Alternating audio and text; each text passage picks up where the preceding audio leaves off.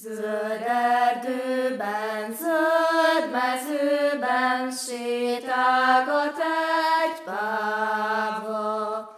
Kék a lába, zöld a szárnya, aranyos a tolla.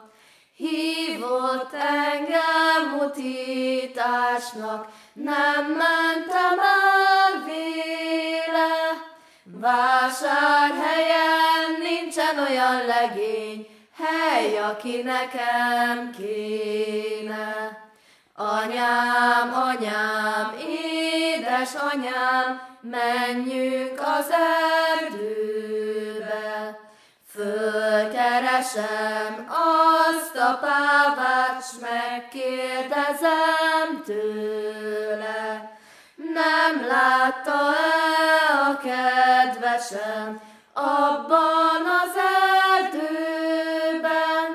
Kiért fáj a gyönge szívem, hely, meg is halok érte.